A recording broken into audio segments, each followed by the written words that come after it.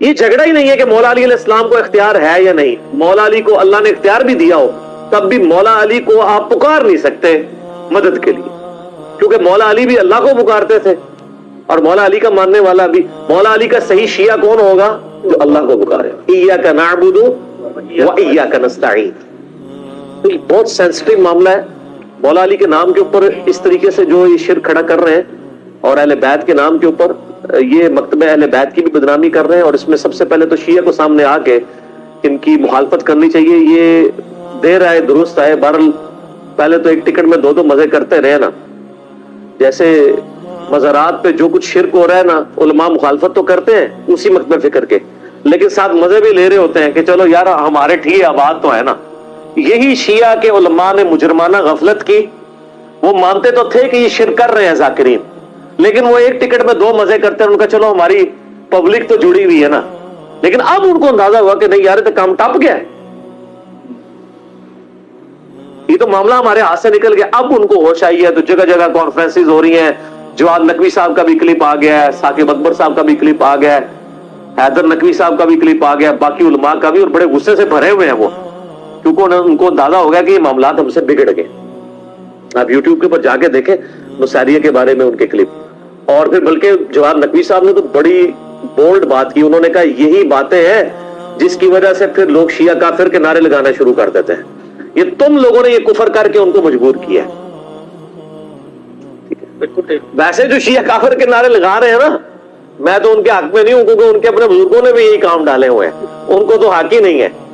ٹھیک ہے نا, تو وہ ایک معاملہ علیحدہ ہے. وہ آپ میرا یوٹیوب پہ کلپ دیکھ لیں, شیعہ کا کلمہ کا ثبوت. تو میں نے بتایا کہ شیعہ تو پھر بھی علی ولی اللہ کہتے ہیں نا, علی نبی اللہ نہیں کہتے ہیں. اور دوسرے فرقے جو ان کے خلاف کھڑے ہیں, انہوں نے, ان کے مولویوں نے تو اپنے ناموں کے کلمے پڑھوائے ہوئے ہیں نبی کے نام کے ساتھ.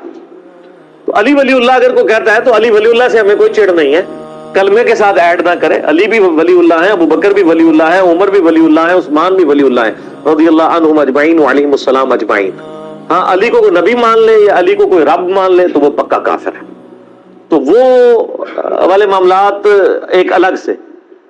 اور یہاں پہ اہل سنت کی بھی ذمہ داری ہے کہ ان کے اندر جو غالی صوفی ہیں اور وہ اس قسم کے نعرے لگوا رہے ہیں, اور وہ ذکر خفی کی بنیاد کے اوپر وہ جس طریقے سے یعنی حلولیت کا اور وحدت الوجود کی ایک بگڑی ہوئی شکل مانتے ہوئے عجیب و غریب قسم کے یعنی. اور یہاں پہ بھی ایک اس طرح کا ایک طبقہ تھا, میں آن ایئر ان کا نام نہیں لیتا کیونکہ وہ پھر ایک بڑا کنٹروورشل ایشو بن جائے گا. اوورآل بریلوی علماء نے خود یعنی اس ایک خاص طبقے کو اپنے مکتبہ فکر سے فتوے لگا کے باہر نکال دیا, کفر کے فتوے ان کے اوپر لگائے, اسی وجہ سے کہ وہ اس طرح کا شرک یعنی ننگا شرک کرنا شروع ہو گئے تھے. لیکن شرک چاہے ننگا ہو یا چھپا ہوا ہو, دونوں ہی شرک منع ہے. عبادت کی ہر شکل اللہ کے علاوہ کسی اور کے لیے منع ہے, اور اس کی اعلیٰ ترین شکل وَإِيَّاكَ نَسْتَعِينُ, یہ تو خاص اللہ کے ساتھ ہے. اس لیے اللہ نے اسے اسپیشلی ذکر کیا ہے کہ عبادت بھی اللہ کی اور دعا بھی اللہ سے. حالانکہ دعا خود سے عبادت تھی, الگ سے ذکر کی ضرورت ہی نہیں, لیکن اللہ کو پتا تھا زیادہ شرک اسی میں ہونا ہے. اس امت میں شرک فی صفات والا جو معاملہ ہے نا, اس میں بڑا شرک یہی والا ہوا ہے.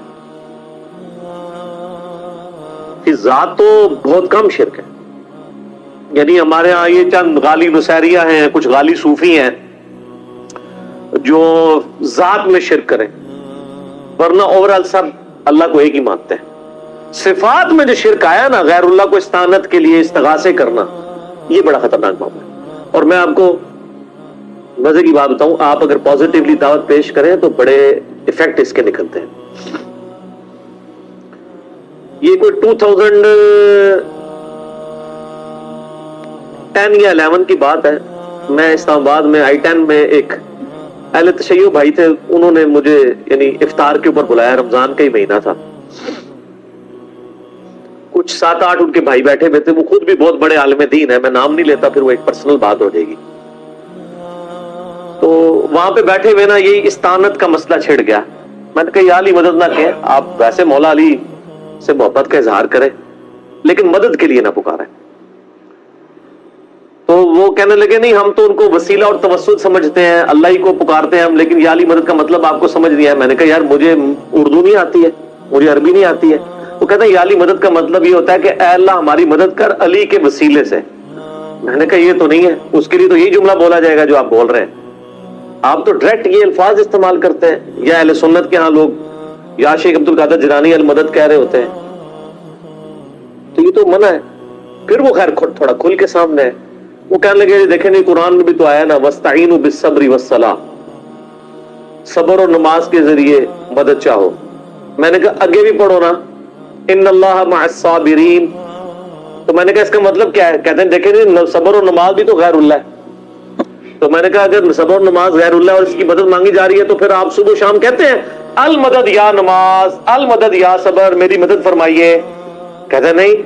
تو میں نے کہا کیا مطلب ہوا اس کا؟ پھر کہتا ہے اس کا مطلب ہے آپ نماز پڑھو تو اللہ کی مدد آ جائے گی. میں نے کہا ہاں یہی مطلب ہے نا, تو مولا علی کی سنت پہ چلو, مولا علی کے طریقے کے اوپر چلو تو اللہ کی مدد آ جائے گی. مولا علی کو تو نہ پکارو. کوئی کہتا ہے المدد یا نماز, المدد یا صبر. اچھا پھر کہتے ہیں جی ہاں یہ تو بات سمجھ آ گئی, بتائیں ممانعت کا ہے. پھر میں نے سورہ نمل کی وہ آیت پڑھی, امن یجیب المضطر اذا دعا ویکشف السوء ویجعلکم خلفاء الارض االہ مع اللہ قلیلا ما تذکرون. میں نے کہا اس آیت میں واضح آیا ہے کہ جو اللہ کے علاوہ کسی اور کو دعا کے لیے پکارنا سمجھتا ہے نا وہ اسے خدا بنائے ہوئے ہے, معبود بنائے ہوئے ہے. کیونکہ اللہ تو کہہ رہا ہے کیا اللہ کے ساتھ کوئی اور الہ بھی ہے جس سے دعا مانگو؟